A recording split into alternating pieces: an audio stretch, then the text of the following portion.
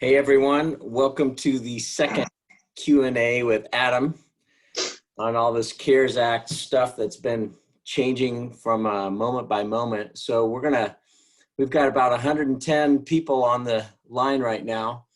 Thank you to everyone who has sent an email with Q&As, and I'm gonna go ahead and start with those questions first, and then there is a Q&A icon at the bottom of your screen, so hit that. We'll be monitoring that as well. So the first question to you, Adam, is this is a Wells Fargo customer, so another Adam out here. So he has applied. Wells Fargo is his bank. He's applied, got in, and the question is, here's what they sent. They basically said, hey, we've received your application. You're in the queue. There's a limited amount of funds available by the SBA for this PPP program because Wells is targeting to distribute a total of $10 billion to small businesses with fewer than 50 employees, which he fits into that category. But you may want to apply elsewhere to increase your chances of receiving a loan before the funds run out. Can you speak to that? Because I know that we've had a number of those that have come in, Adam. Sure. Yeah, I promise that I won't turn this into a shameless client pitch, but if Nolan or Ryan on, thank you for the mug, Outdoor Sports Marketing. So with Wells Fargo and the $10 billion cap, if everybody remembers, they were put in the penalty box for the account opening scandal that they had. So they weren't allowed to lend above a certain level. And I think they're taking an extremely hardline position on this, considering that the loans are federally guaranteed, and as a way of trying to get them out of the penalty box, considering that pretty much everybody that was associated with that account opening scandal has been fined, retired / fired. So right now, it's totally unfair that I feel like they're playing chicken with the government. What I would suspect will happen is that they will have their regulatory constraints removed, if for nothing else, but for this particular program. However, that leaves everybody that's applied that didn't get in a conundrum in terms of how they're going to get funds. So the recommendation that we've made is to, if you have any other account anywhere, even if it's personal, try to take that route first. If not, there are a handful of banks that are accepting new business customers as long as they open up a checking account. I think Pinnacle was one that Gary had come across. So I really would go with where you have an alternative banking relationship first, if you have one. Otherwise, ping Gary, and we've been trying to find out who's willing to take on new customers, because most people have limited the program to existing customers only, at least for the time being. So I would hope the thing with Wells changes sometime in the future, but for right now, they left a lot of people high and dry. So I really would look at going a different route if you have the capability of doing it, if you were in kind of desperation mode. Now, all that said, it's funny, we got a graphic from someone this morning that said that based on the existing depletion rate, that funds will be fully reserved, because that's all that's happening right now is banks are putting in basically reservations for us. Funds will be fully subscribed and reserved by April 9th, which I think is in 2 days. So I've got to believe that Rubio's already talking about it, whether you believe in his politics or not. At least he's trying to be an advocate on this front. He's already talking about, hey, we're going to have to replenish this fund, because there's no way did they set enough funds aside for the purpose of this program. I mean, when I just started doing the back of the math on what would the total funding size be of just the BGW client base, I mean, it was in the double digit millions. So I decide if that's just, one little accounting firm in Charlotte, then this $349 billion is going to get sold out in about 2 seconds, which is what it turns out has actually happened. So a quick note on that. So Tom sent a quick chat saying, I read this morning where Wells is in negotiations with the Fed to work around this problem, and they anticipate a resolution today. So FYI.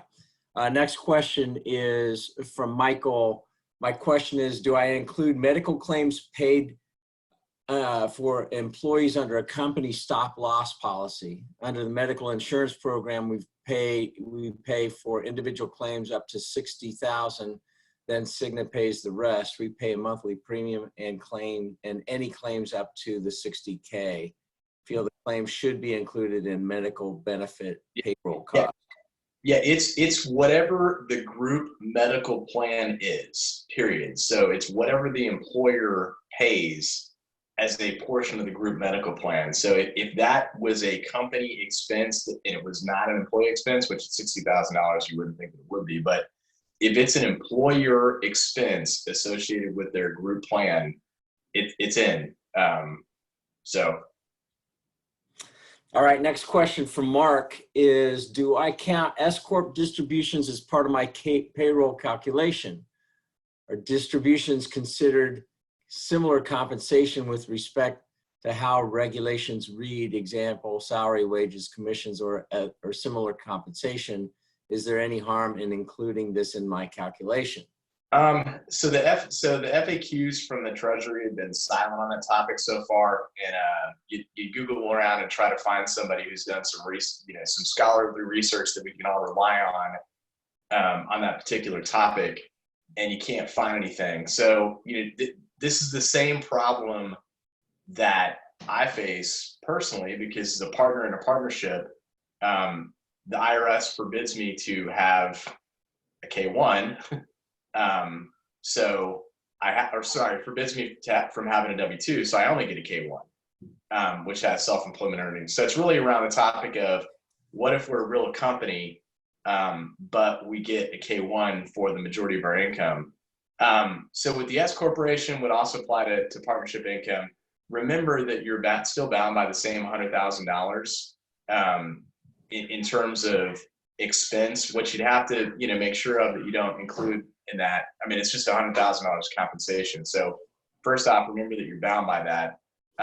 So what we did is we included it in our calculation, but separately disclosed the amount and said that, hey, this is a bone of contention, but we think that there will be a ruling on it soon, so that we could have our reservation. So with S-Corp distributions, it's not technically correct to include them, I don't think, at this time, in the absence of any further guidance from the Treasury, but I would include it in the application anyway as a separately stated item, such that you just didn't get thrown out with the bathwater for doing it wrong. Instead, you're just pretty clear that is in the, if your application has an other compensation line, I probably would put it there, and then disclose what that actually is, remembering that you're still bound by the $100,000.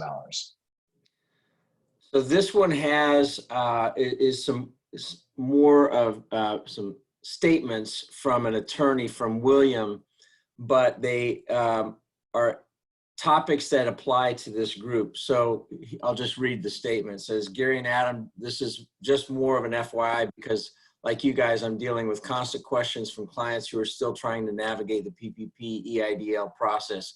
Some general anecdotal data from our front lines. One, we got our EIDL application in on March 22nd. SBA pulled my credit on March 25th. No movement since then. Two, we got our PPP application into Town Bank this past Sunday. No further updates.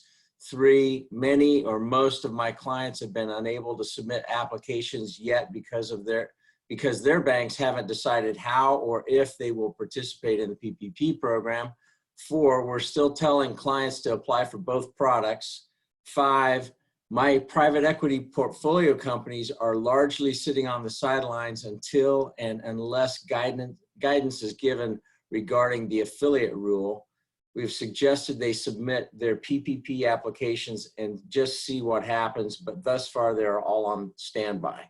Any thoughts that you would want to add it into that? Yeah, I mean, I'm not really surprised by the delay on the EIDL and the Paycheck Protection Program funding. Yeah, my feeling is on the Paycheck Protection Program funding, based on what I've been hearing from some of the customers that are with larger banks, Citi in particular, is that something's going to start flowing, maybe later this week, optimistically, possibly early to mid next week. But I would hope by the end of next week, people will have started to see funds on the Paycheck Protection Program. With respect to applying for both programs, a lot of people already did that, and that's fine. What we've advised people to do is to truck down the path of the Paycheck Protection Program first, since it's probably going to happen faster, and then have the EIDL loan in your back pocket for post June 30th, or alternatively, for a different entity that maybe doesn't have that much payroll, or lastly, to the extent that you still want to apply for it. I don't think there's anything wrong with that. It's just you'd have to make sure that you're pretty clear that that you're not going to use it for the same purpose as the Paycheck Protection Program. Because I think even though the Paycheck Protection Program allows you to refinance EIDL funds into it to the extent that they're the same funds, I just think the reality is the Paycheck Protection Program funds are going to flow faster than anything else. In terms of the affiliation rules, the guidance still said private equity firms, effectively weren't in, but it was still up to the borrower to self-certify, and that the banks didn't need to do a whole lot of diligence around that. So what they also did is they put in a provision that said that, and I didn't read it in a lot of detail because it wasn't super applicable to a lot of our clients, but they put in a provision in the FAQs from yesterday that basically said that if someone's willing to give up voting control, then they would no longer be out of an affiliate relationship. So I think, maybe that's a loophole for private equity firms, is to temporarily relinquish voting control to the extent that they're willing to do that, if they're looking for funds. All right, next question from Kim. Looks like they are part of a German-owned company, but it says applicant business ownership summary. 1, if the company is owned by 2 other companies, do I list the companies or the owners of the 2 companies? That's what it says. And businesses within the U.S. only? So yeah, the program only applies to businesses that are in the U.S. and to cover workers that are in the U.S. All right, let's see here. Next question.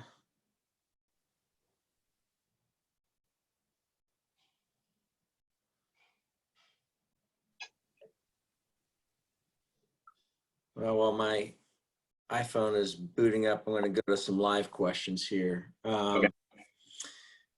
If your application has been submitted to the SBA, how long should you expect it to take for a response? I think you kind of just addressed that. Yeah, EIDL, don't hold your breath unless you've done whatever it's called, the Wim Hof breathing technique, and you're really good at holding your breath. If it's through the Paycheck Protection Program, my understanding is that if you submitted an application to your bank already, they are bundling those up near real time, sending them to the SBA to go ahead and get funds reserved for you. Okay, this question is from Brian. Any options for businesses without employees, i.e. distributions to owners? It's partnership LLC, office services company, offices closed equals no revenue, CapEx can go to 0 as well. Yeah, so in that route, if it's a partnership and the partners are paying themselves as K1 income, and there's no employees, it's just all partners, you're going to report that as the self-employed line. That's the route that you would go. Otherwise, you would go the economic injury disaster loan and cross fingers and hope that it comes out. Next question from Vikas. If our payroll is not large enough to meet the 75% of the loan requirement, can an owner of the business increase his or her salary to some extent to effectively increase the forgiveness? Yeah, so we did a YouTube video on this because it's the same general theme of, what if I'm not at the 75% on the loan forgiveness piece? And it doesn't matter if it's an owner or if it's around employees, FTE counts, all that. So I'm going to try to package all up the FTE and the loan forgiveness piece with the caveat that this is what we understand today. And there hasn't been any additional guidance out. So everything that I say right now may get thrown out the window in 2 days from now. But from the Treasury guidance, it looks like what happened in the Treasury is they said, hey, all this, nonsense about loan forgiveness, FTE counts, blah, blah, blah, blah, blah, blah, blah. We're going to keep it real simple, 75%, 25%. Nobody over 100 grand. So that to me implies that as long as it's 75% payroll and nobody's over 100 grand annualized, which is 83.33 a week, or whatever it is, roughly 64,000. Well, 16 plus $32,000 over that 8-week time span that you got available to you.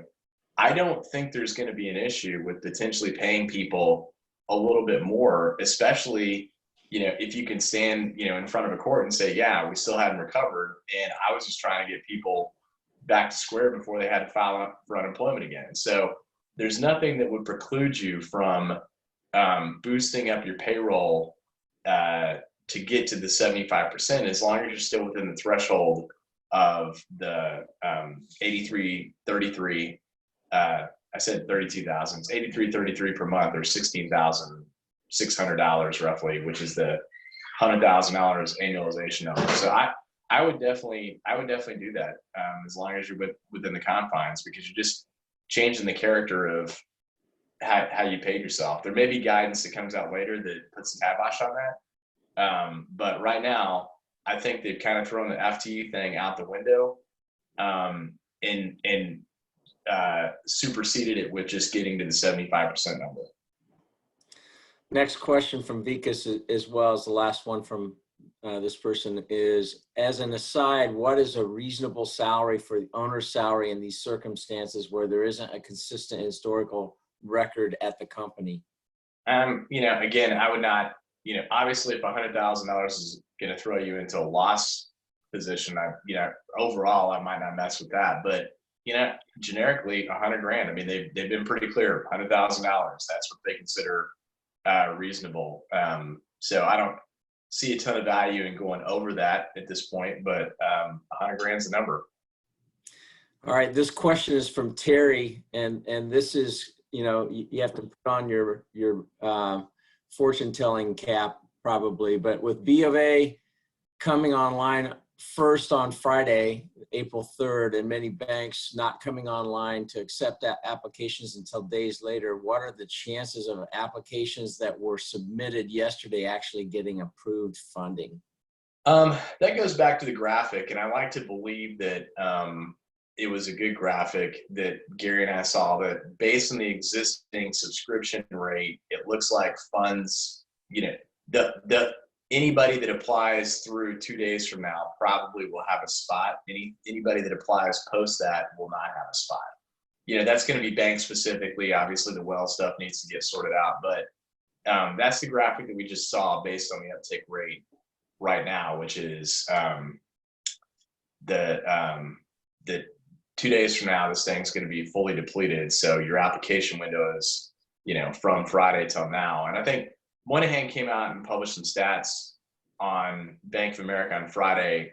What I can say about that is,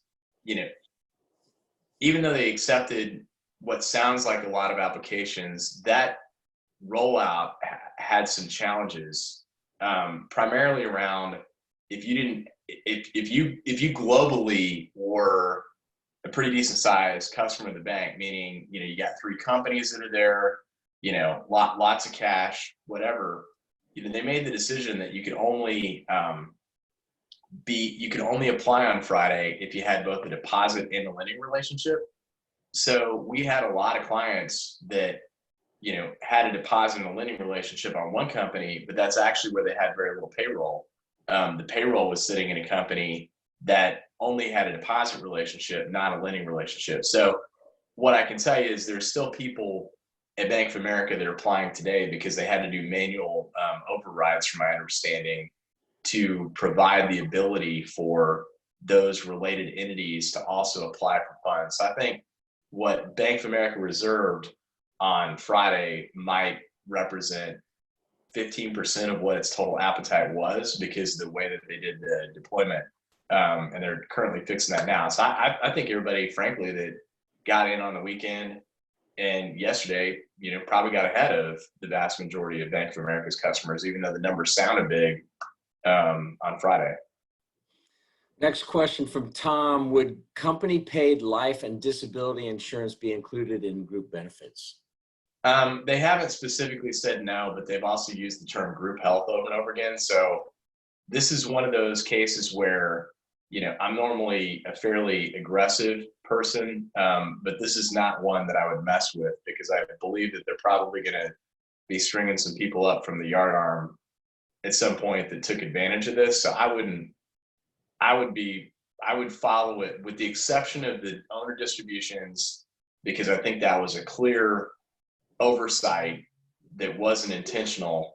I wouldn't mess with other benefits that are kind of pseudo health related. Okay. We are a U.S. entity which is wholly owned by a foreign corporation. All SBA applications I've seen require a social security number of a U.S. citizen owner. Is it possible to qualify in this case? I thought the latest EIDL application, you could use an FEIN number, but I'm not confident. It's been a couple weeks since I've looked at that. In this particular instance, as long as you don't go over the affiliate rules, if there's any other foreign-owned companies, I really would go the Paycheck Protection Program, because that one doesn't require a social security number. You're just putting down that, who the owner is and that you're not a criminal. Okay, the next question is, I have two. Our payroll provider requested us to send Emergency Paid Sick Leave Act that requires employers to provide 80 hours of paid time off. This will be on top of the paid time policy where we provide 3 weeks of PTO. Is there any tax credit for this, and is it mandatory? Yeah, so that was with the latest FMLA package that came, Family Medical Leave Act package that came out as part of the stimulus package number 2.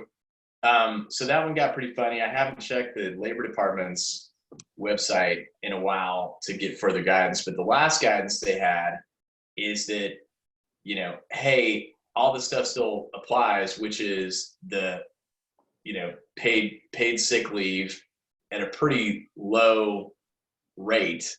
And I think it was 2 weeks of paid sick leave, if I'm not mistaken.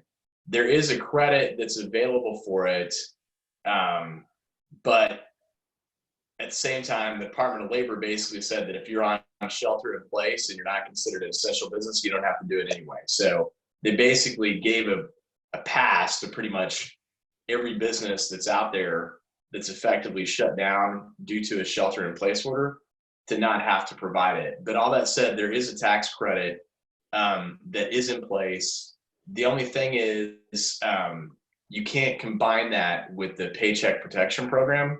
So, if you and there's a lot of overlapping date language that I hope will get sorted out sometime here pretty soon. But, the way that I would read it now is that if you did paid leave and paid for it and took a tax credit for it, after you've taken Paycheck Protection Program funds, those, either the credits or the wages themselves, it's going to be hard to tell, because actually the wages are equal to the credit, those are not going to be part of the refundable amount because that would double dip. What's unclear is this gap period between now and when you receive funding. The way the thing was originally written is that any credits that you got between 215 and 630 would go against the forgiven amount in the 8 weeks after you took the funds. That might change because they've come up with some new language around the definition of excluded tax amounts, which are only going to be the employer FICA amounts during the cover period are going to be excluded from the calculation of what can be forgiven. So I think the credit position may change as well. All that said, what I would be doing is I would be tracking it. So if you're offering it and you just offered it, even though you may not be required to, I definitely would be tracking in your payroll system. However, since all of this stuff is going to be related to your second quarter payroll tax filings, I would wait, unless I was desperate for cash, I would wait until I saw what I got with the Paycheck Protection Program money, and then make kind of a game day decision based on further guidance about whether or not I wanted to apply for the credit in this gap period between, right now and when Paycheck Protection Program money comes into place. Because I think there's a good case that I could get a credit from 415 from 4/1 until 4/15, which is probably the earliest date that I'm going to get Paycheck Protection money. But it's pretty clear that post that I'm not going to get it if I took PPP funds. All right, this is a follow-up question from the same person. I thought independent contractors' payments are not included in the payroll loan. In the BOA application we submitted, we got a response that we include documentation for 2019 payments for independent contractors. Should we have included the amount we pay for independent contractors in the loan amount? Yeah, so the two to three things that were extremely unclear in the first round of applications are: what do you do with taxes, and what do you do with independent contractor payments? So I think the early applications just asked for it, not knowing what they're actually going to do with it. The Treasury regulations are pretty clear. You don't get to count independent contractors there on their own, period, for the purposes of both FTEs and then salary dollars. Is it possible they change that in the future if somebody, certifies that the independent contractor didn't also apply on their own? I don't know. Maybe that's coming, but independent contractors are not in there. Even if you were asked for it from your bank, it's not ultimately going to be there as part of the funding amount. The second thing that came out is people, a lot of banks in their formulas were excluding taxes. So it's funny. I think Tim's on here. I at least saw a chat feature from him. I told Tim to forward the BGW calculator to his bank and tell his bank that they were wrong and we were right. So hopefully, Tim, you did that. But the last Treasury regulation that just came out last night was pretty clear that gross wages includes employee withholding and employee payroll taxes. It does not include federal payroll taxes. So, a lot of those early calculators were just wrong. But since they were just being used to reserve preliminary funds anyway, I don't think what you had originally will impact what you ultimately get. I think what you ultimately get is something that the banks are starting to work on now and in the next week to 2 weeks. All right, next question from Jason. Hey, Jason. Any guidance on the ability to furlough employees for a period of time and keep benefits going while they take unemployment, thinking through not getting the PPP loan or post-loan forgiveness period, how to manage this? Yeah, so my understanding, it's funny, I just had a conversation with a client today about that specific issue. My understanding is that, language pretty specific, which is furloughed. And by furloughed, it means that, hey, you'll have a job back here again when we're back and resuming, versus laid off or let go. So my understanding is that the healthcare plans are allowing furloughed employees to stay on healthcare benefits. The only thing that's a little bit wonky about that is, what do you do if you have a group plan, but you only, let's say the total benefit package for family coverage is $1,200 a month. I mean, that's actually what BBWs costs, shockingly and disgustingly. And we cover individual coverage, but then the employee covers the employee covers the family component. Well, if I'm not paying them, there's no source of funds for the employee side of things. So I think you're just going to have to make a decision on how you're going to track that. You not charge the employee during that gap period. For the employee side, do you ask them to reimburse you? Do you hang it up as an employee advance and still run it through payroll and then get square on the backside? I think you got a couple different options on that. What I do know is that if you do provide the benefit, it is deductible, even if the group plan changed. So I think that's going to be a case-by-case decision on whether or not, if someone's out and they had family coverage, if you want to cover their piece of the benefit, or you're going to ask them for reimbursement. But my understanding is that if you furlough them, which I think means that you're kind of obligated to take them back, then your group plan can stay intact and you can still provide benefits. So here's a question. I don't know if you know the answer to it, but I'll throw it your way. What if the negative impact of the virus is minimal now to the company, but obviously uncertain going forward? Does this affect eligibility? There's been no language around proving a damage claim at this point. So, and I don't suspect that there actually will be any language about proving an economic damage. So I think with that one, you're kind of playing the timing game. So in a perfect world, you could have everybody maximize their unemployment benefit and delay the receipt of Paycheck Protection Program funds. I'm just concerned about that now, with the funds getting fully subscribed with no certainty on what's coming in the future. So I still would take it, maximize the benefit, and then look to use unemployment in the future if you had to, in that June to July time period, because PPP, application process ends 6/30, although technically you take funds on 6/30, use them for 8 weeks, they're probably going to be gone, barring a replenishment, which the replenishment will probably happen, but I don't see it. I'm doing it 2, 3, 4, 5 times to get that late. So, there's still accelerated benefits June through July. But again, right now it's just, 75% on payroll. There's no language about proving economic damages. And further to that,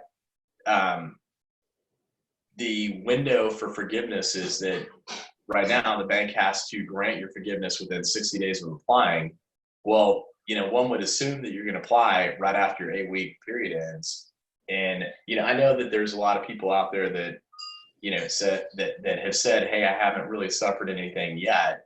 But we've also only got March data. Just using BGW as an example, we're only 7 days in, but our cash collections are down 35%. So, you just got to feel like it's coming no matter what business you're in at this point during this window. I don't think it's going to be hard to prove some economic loss. Next question from Colleen. I paid profit sharing contributions in 2019 based on 2018. Can I include that payment in my retirement expense? Right now, the regulations are silent on cash basis for accrual basis retirement contributions. And right now, the last reading last night is that retirement is retirement. And they talk about pension profit sharing plans in the last regulations. So I'm going to give some advice that was contradictory to advice that I gave a day or two ago. The advice that I gave a day or two ago was, hey, again, going back to pigs get fat, hogs get slaughtered, I might only include the safe harbor match component. But right now it reads that I can include the whole thing. So I might apply for the whole thing, knowing that at some point in the future, they may issue some, I wouldn't be surprised if they issued some further guidance on the cap on that, because if you think about it, if I have a cash balance plan, that could be $250,000 potentially of retirement benefits that I accumulated. And I don't know, I have that aren't counted towards the 100 grand. So I have a hard time believing that that's going to stay, but right now it would be included. And I would go ahead and include the 2018 number, even though it was paid in 2019, even though it was calculated off 2018, knowing that at some point it may change. Next question from Mike. Hey, Mike, if you have proof of payroll you've submitted and requested a specific amount based on that payroll, can the bank or government change the amount you will receive based on some other set of circumstances? Well, so both the bank, so the borrower is supposed to certify that they understand the calculation, did enough diligence on their own to have the calculation correctly. And then the bank is supposed to say, hey, we looked at enough stuff to verify that this is pretty close to right. So I think you can count on at a minimum, it doesn't matter what you applied for, they're going to use Medicare wages on your payroll tax returns. And then where it's going to get murky is going to be the group and 401k expense, because that's not easy to identify all the time. But I don't think you're going to do any better than, like, it's going to be, whatever your payroll tax return says, plus, maybe limited diligence on health and retirement. Next question: for a nonprofit hospice that receives Medicaid funding where the majority of that reimbursement is for pass-throughs, which they pay out to the SNFS, prior language says they're not eligible for the PPP. Has that changed? I don't know the answer to that, because they've been pretty specific that it says any business below 500 employees, and it's even some businesses above 500 employees. I don't know the answer to that specific question, but assuming the business has a profit motive, it's got payroll costs that the entire amount of the coverage, that's just a different customer paying you. So let's take that one offline, and I'll see if I can find an answer to that one. I haven't heard anything about if my revenue is derived from government reimbursed sources, does that exclude me? I haven't seen anything on that one. Okay. Joe, he's got an FYI with a question. So good to see you here, Joe. B of A includes option to add EIDL loan amount to the PPP max loan amount calculation. B of A guidance on their max loan amount says to net out federal employment taxes only between February 15, 2020 and June 30, 2020. Assuming that this will have to be netted out when the loan forgiveness is calculated later. So material effect to this max loan amount will be larger than what will qualify for forgiveness. Is this interpretation correct? Yeah, right now. So in theory, you submit it based on a calendar year 2019 payroll period, which is correct as of now. And then, or you can use a trailing 12 months. And then, what's going to be lost in that is the employer portion of unemployment taxes and Social Security taxes. True statement. The way that it reads right now, then you're getting a little bit more than you actually needed. Presumably, as long as you're still in the 75-25 category of forgiveness, it won't matter, and you won't be left with any debt at the end other than the 1% interest that accrued. So what I would probably do is, as part of doing my calculations, I'd make sure that my payroll number was still at 75%, knowing that I had to cover that additional 7.5% piece associated with my payroll taxes as the employer. All right, I've got one more question. If anybody else has any additional questions, hit that Q&A icon at the bottom of your screen. But this next one says, the calculation for PPP is based entirely on payroll, yet the loan monies can be used for payroll, rent, et cetera. Shouldn't you be able to add the rent, et cetera, someplace in the loan request?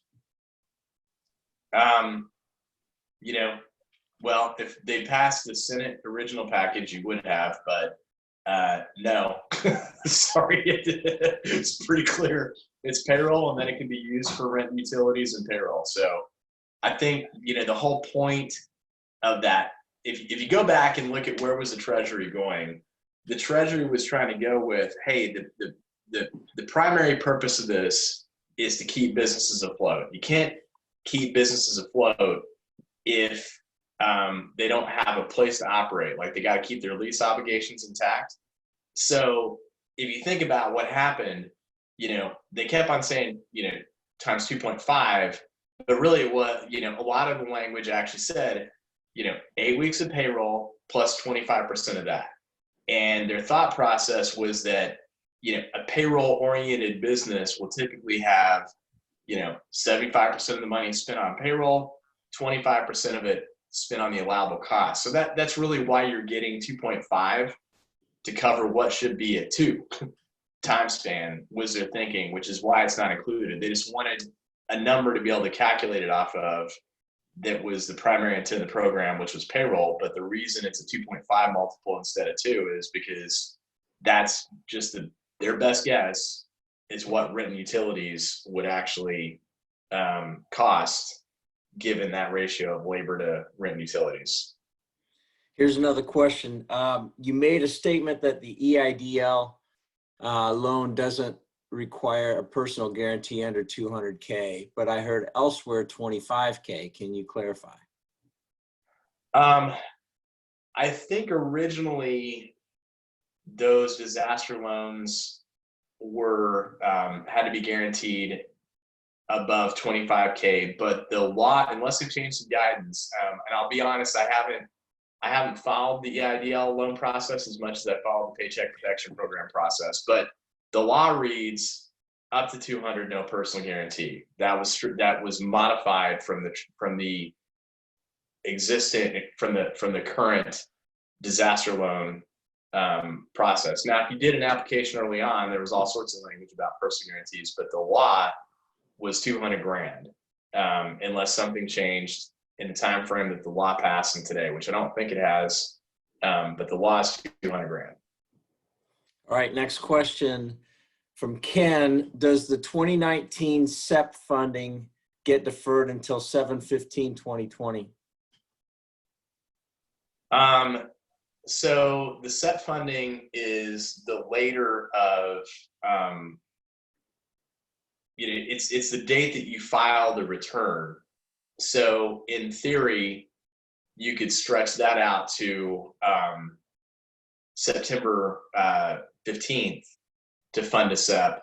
Now, if you'd already filed your company return and had not remitted the payment yet, I mean, technically you're supposed to do it when administratively feasible, but if you'd already filed the return and the payment was due, then I don't recall what they've said about timely retirement contributions at this point, but I'll follow up with that. I followed more of the estimated taxes and the actual tax liability than I have when retirement funding was due. But if I'd extended my return, I would just have waited to fund it until September 15th.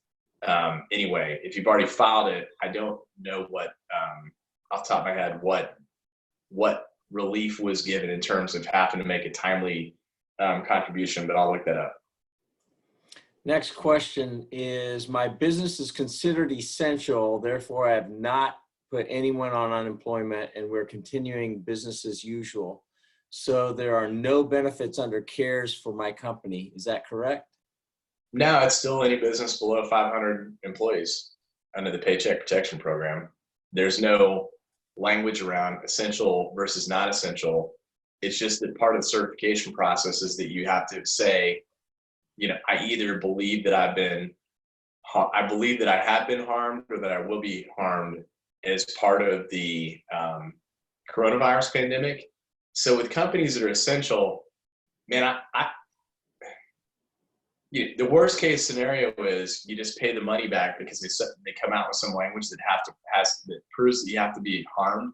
I just think even with essential businesses, it's going to be real tough to not get harmed through all this. I mean, I gotta believe grocery stores are down. Even if you're in construction, I think takedowns are going to slow down. People are going to delay contractual obligations.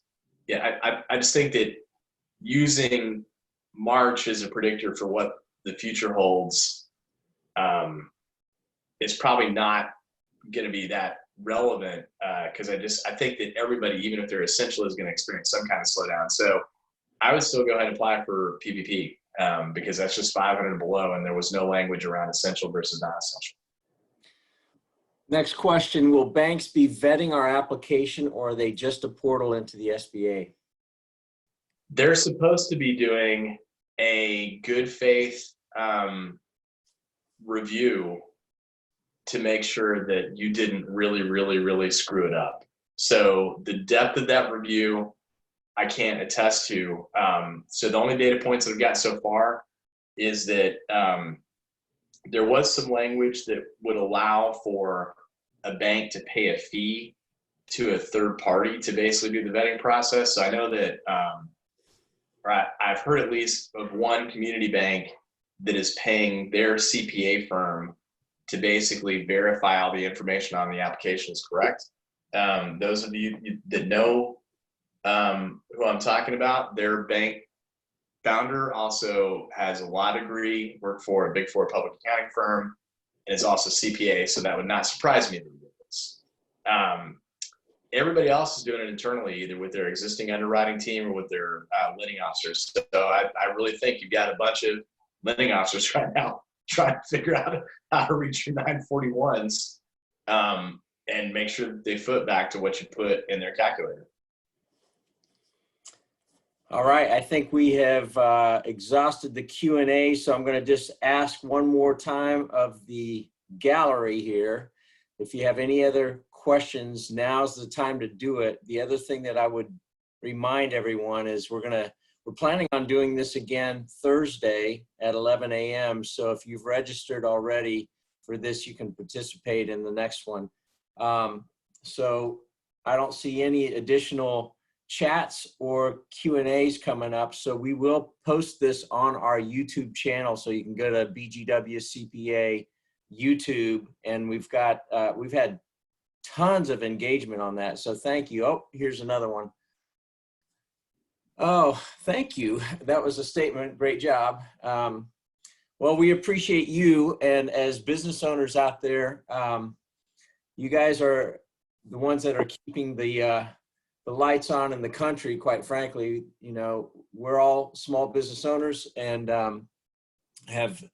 we know what it's like to cut our own pay to make payroll. And we appreciate everything that you guys are doing. We're here for you. And if you have any additional questions, feel free to hit our FAQ at trustbgw.com. And you can always CC me, and I'll try to make sure that we get information back to you in a fairly timely manner. We're trying to get timely, but we are swamped too, but we're still doing a pretty good job, I think, of getting stuff out. So thank you for who you are and for what you're doing. Keep the faith, keep safe, and stay strong.